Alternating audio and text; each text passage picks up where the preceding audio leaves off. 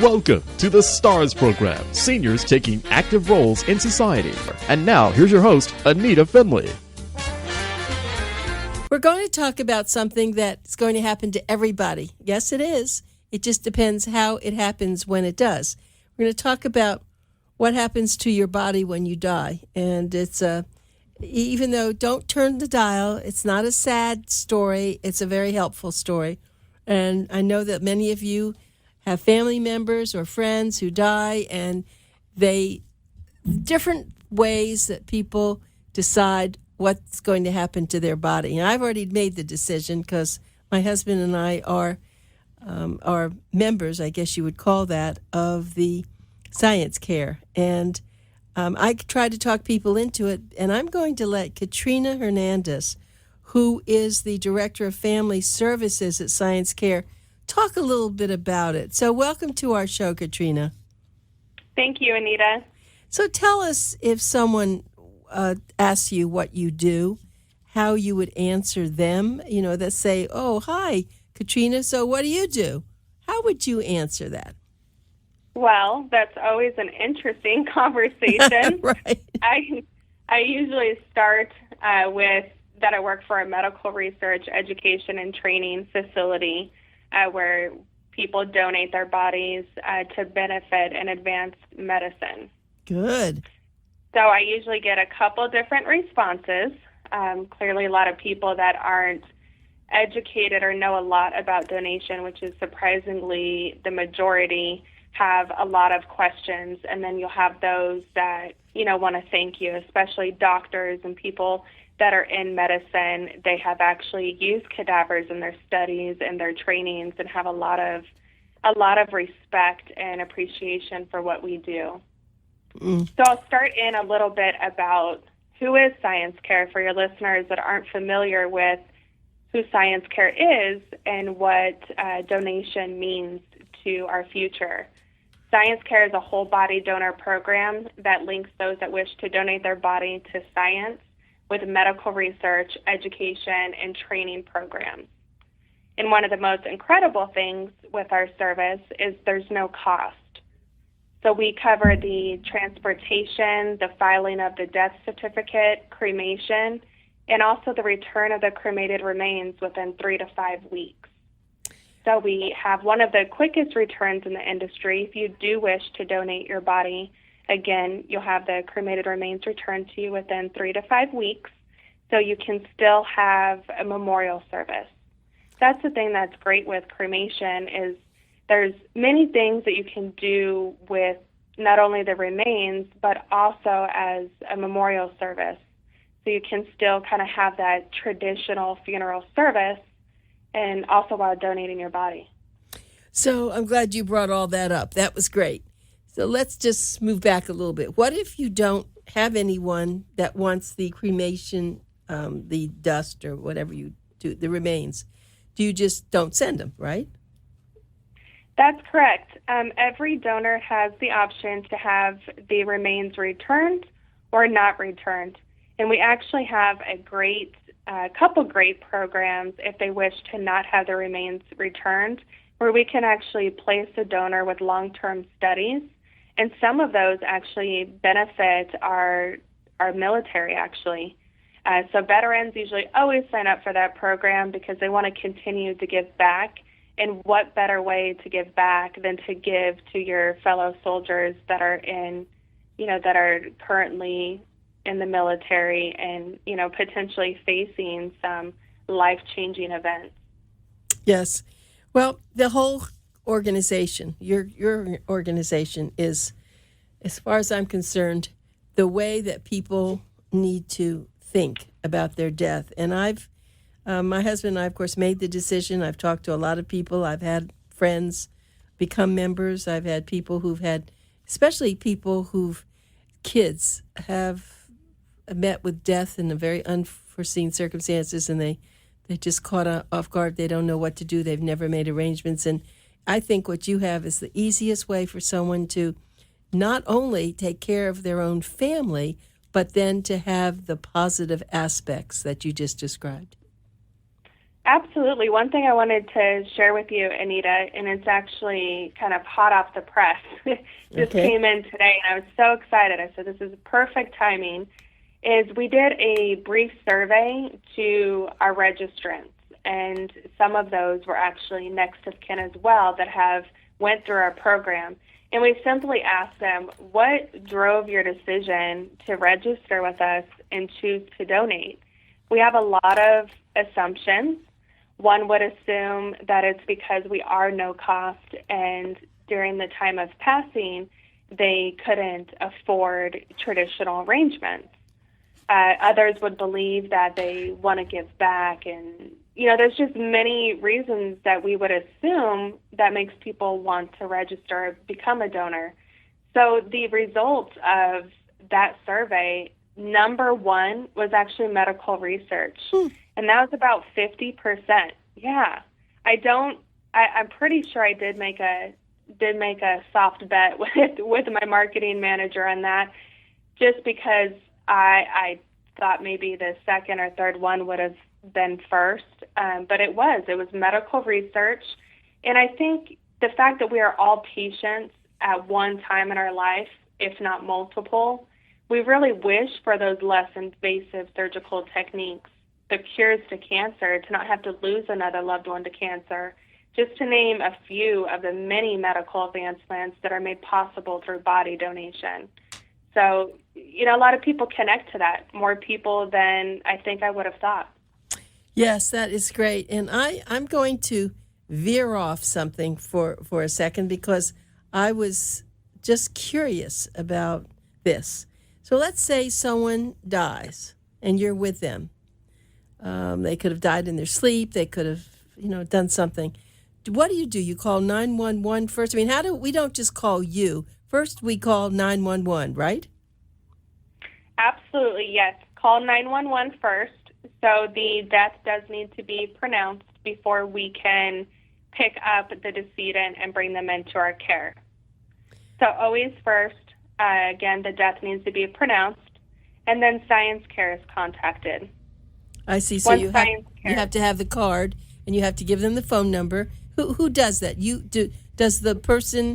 Does the emergency organization call, or do you call, or how does that work? Actually, anyone can make the initial call to science care. We receive phone calls from police officers, or usually when family learns of the passing, they're there on site and very responsive. So we'll receive calls from family members, neighbors, paramedics. It's really anyone that is there that knows that they are a science care donor. And that brings up a great point. I couldn't stress the importance of this enough. Share your wishes with your loved ones, because they're going to be the ones that make that call at the time of passing or make that arrangement. Even if your wishes are to be, to have a burial and to have your loved ones there at your funeral service, make those wishes known. Absolutely. And that's something that, when we first start talking about this, people don't want to talk about, don't tell me about that. Wait, I don't want to hear about it, especially your children. They don't want to hear about it. That's right. That's the way life is. They can't believe everyone's going to die, though, and you might as well know what's going on. So does the, all right, so when the call is made to you, who picks up the body? It depends. Well, in Florida, we actually use a local funeral home provider. Mm-hmm. So we do try to make the time from the call and bringing the donor into our care as quick as possible. So it is actually one of our funeral home partners that would actually pick up and bring the decedent into our care. I see. And once the person is taken away, then they're not seen again. Isn't that true? I mean, that's because they're not, that's it. It's not like going to a funeral home and then being able to view the body. Once they pick it up, they take it to the funeral home, and then you receive it. However, how do you receive it? They actually bring their donor directly into our care. So they would pick them up if the passing occurred at the hospital or residence. They would pick them up or pick the donor up from there and bring them directly into our facility. We do have some families that want to allow time for a viewing, so we can arrange a viewing with the local funeral home partner. So that would kind of change the way things would go, and we would first have the funeral home bring the donor to their facility so a viewing can still be possible. And then once the viewing is complete, they'll bring them into our facility. Wow. Okay. So I see that. Okay. So that's that answered a lot of my questions. And then you said if someone wants to have a memorial, they could have it any time. That's correct. Really, prior to, we say 3 to 5 weeks for the return of the remains. Sometimes it is much quicker. We do have families occasionally that have a specific date their service is going to be on, so they ask that we expedite that, and that's certainly something that most times we can always honor that and have the remains to them much quicker. But a lot of families, once you have that service, it's almost the kind of closing. So, some wish to kind of expedite that, while others really want a little bit of time before they have the memorial service. And the great thing with donation is just that transformation of grief. They don't get kind of this is the end. Instead, it's never the end because their loved one was able to give back after death. Right. So they really have a great sense of pride. Yep. It's a great idea. I mean, I am so for this, as you can imagine. I just know that this is what we want to do, but we really haven't gone over it, I don't think, with our children, and we should do that, our adult children, and or write them a letter or do something, give them a card or whatever it is, even though they probably, at this moment, they wouldn't be with us if something happened to us. But you're right, and that's the subject. Okay, well, let's just move off that now, because you have been doing such a great job with, and I know it's your roster is growing. That's right. We have over 110,000 people on our registry. So I want to thank everyone out there for all of this support. We appreciate it. Yes, you not only appreciate it, they appreciate you. It's really nice to be able to say when someone dies that their life was worth living, in the sense that now they're going to be part of research, and who knows what comes out of that. And now with all the diseases and all the pharmaceutical companies trying to find cures, I think body parts are more important than ever. They absolutely are. And one thing that I wanted to cover, if you don't mind, Anita, and it's something that every day we face, kind of the confusion of what the difference is between organ donation and body donation. We have 3 end-of-life arrangements that we all have to choose from. The first being burial, second, being cremation, and the third being donation. And very few know about body donation, but mostly everyone knows about organ donation. So when we ask whether I'm speaking at an event or whatever that is, people always say, I'm a donor, and they show me their driver's license. And they don't realize that it's very different. A lot of people get the two mixed up. So organ donation is for transplant into another live human being. Body donation is non-transplant. So there's actually no live tissue or organs being transplanted from the donor into another human being. Instead, body donors are used for surgeon training to perfect the day-to-day procedures, for better outcomes, quicker recoveries, or the discovery and practice on new medical devices, just to name a few. If you think about orthopedic surgeries, they say the demand for total knee replacement surgery is expected to exceed 3 million by the year 2030. Which, if you put that into terms, in dollars, it's a total of about $60 billion in lifetime societal savings for patients receiving treatment that year alone. So they made a lot of advancements just in orthopedics. There's like 2.5 million Americans with an artificial hip and over 4.7 million with an artificial knee. So, lots of procedures and advancements being made in orthopedics. I actually know a company. It's a company that supplies a lot of the products for the orthopedic physicians, and they have a huge building, and in it they have a laboratory where they do bring in doctors to show them what they have to do, and I'm sure they're using body parts. Mm-hmm. The replacement of human tissue is very, very hard to do. It's just, if you speak to any doctor that has been able to practice with an actual cadaver versus, some other form, kind of man-made tissue practice, it's very night and day, being able to actually use the human tissue. Also, there's a lot of learning from that. You can actually see the impacts of different surgery, just kind of the invasive techniques. And it's something that can't be replaced with anything else. That's right. And I just want everyone to know Katrina Hernandez is my guest. She's calling in from Phoenix, Arizona. She represents Science Care. She is the Director of Family Services there. And if you want information, they'll send you a beautiful brochure. They will do this very easily. It is free. It is an amazing service. You can call sciencecare.com. And as you were talking, I was thinking about that. So what you're saying, if someone wants to be a donor of eyes or some other things, they can do that, but they could also be part of Science Care, can't they? That's right. So you can register with Science Care by either visiting our website, so it's sciencecare.com, or by calling us at 800-417-3747.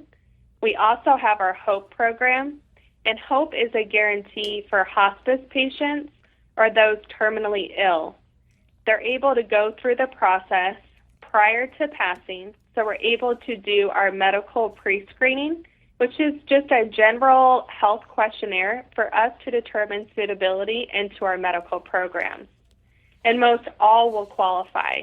The only exclusions to donation with Science Care is contagious disease, extreme obesity, or severely underweight, or simply not having a legal consenter. Mm-hmm. So someone that's not able to consent to the process. And again, that's why it's so important to really take control of what, kind of your final resting place and where you want that to be and make those pre-arrangements. Right. That is just, I love this. I'm so happy that I met your organization years ago, and I knew nothing about this. And since I've, of course, been talking with you, you have grown a lot. And then there's something else. I'm sure that we've talked about this before, the donor wall. Don't you have a wall there or something? Am I confusing this with another company? Maybe. No, we have a memorial tribute that may be what you're thinking of on our website, where donor families have shared stories about their loved ones.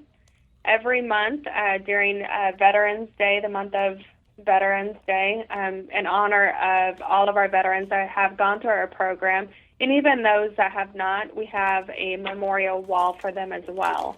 So you can kind of hear firsthand at what donation meant to the donor and to their family. And how would I get on that? Just go to I haven't seen that, I don't think. So if I go to your website and then I'll see something that's called Veterans Wall or something? That's right. So we have so many things on our website. If you go there, there's also different stories, different literature to receive more education about body donation. There's some quick kind of links that will take you to different places within our website. And through a couple different links, you'll actually see the memorial tribute. So I don't know if you're on the website there, but please go to our website. You'll actually find more information just on body donation, as well as our tree planting. So in honor of each wait. Let's go to the tree planting. I know that you did that too. Tell us about that. Sure. So at the 1-year anniversary of the passing, we plant a tree in honor of their loved one. It's called our Memory in Nature program. And it is definitely a fan favorite. Everyone loves that service. It's just another way to keep the memory of their loved one and kind of keep the memory going. And where do you plant the tree? We plant the tree. It depends on which forest with the Arbor Day Foundation. So we have planted trees in Colorado, now in Pennsylvania, and it kind of changes each year based off of the Arbor Day Foundation. So if you want more information on the Arbor Day Foundation, you can go to, I believe it's arbordayfoundation.com, and they provide more information on them rebuilding, our forest and making improvements in their own way. And it's just a great way for us to kind of tie in our service and continue to make a difference. It's fabulous. It's funny. As much as I thought I knew so much about you, I really don't. These must either be new programs. I knew about the tree, but I didn't realize it was with Arbor Day. I don't know why I didn't realize about the veterans, but this is so beautiful that now I know why you feel so good working for this company. I absolutely do. You know, it's rare to be able to have a job that you make a difference every day and enjoy each moment in doing that. That's what Melinda always said when she was on the radio. I bet. Yes, Melinda is very, very passionate. I don't think people choose to work for a body donation company if they don't have they don't believe in the purpose of what we do. So we're a lot of compassionate people. Right. Now, I worked with an organization down in Miami. I mean, they just brought me a speaker. It was the University of Miami Body Tissues. Now, is that something then that you take from your cadavers, the body tissue, and it's a tissue bank, and then you give them what they need? We do have different clients or medical research training groups that we do work with. For example, we do partner with the University of Miami Brain Endowment Bank. So if any of your listeners have a loved one that has suffered dementia or any type of mental illness or something that is, the brain is impacted by, they actually do a study on the brain in order to make advancements in different things.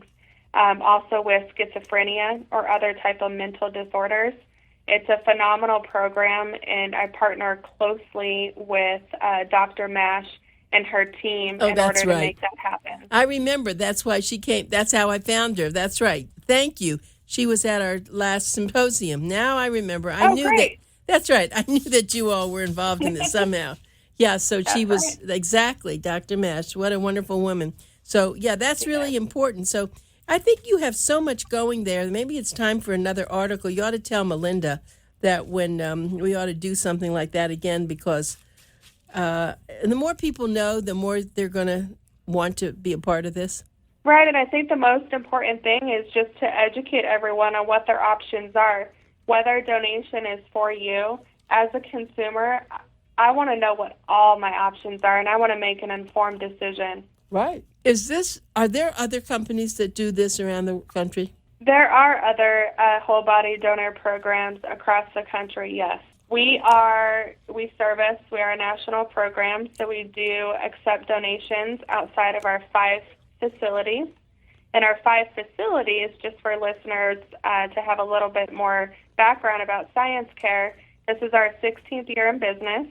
We have a location in Arizona, California, Colorado, Florida, of course, and Pennsylvania, and we're going to continue to grow. So we are able to accept donations out of those states with our program. Each program is unique. So, I always encourage everyone to go online. We also have our comparison guide, which will walk through each option. So burial, cremation, donation, and there's different places that you can donate to. There's organ donation, body donation, and university donation. So you can also support your local university anatomical program. So much to know. And Right. this must be so exciting for you because you didn't come from this field. This is like, you're probably like I was when you first heard about them. Like, what do they do? You're exactly right. I had no clue that body donation existed. I've always worked for companies that have had great purpose behind what we did, but nothing to this magnitude. So it just feels very special to be a part of it. Right, because, it isn't, a lot of people think it's just body donation, but now you're talking about all these programs that surround what you do.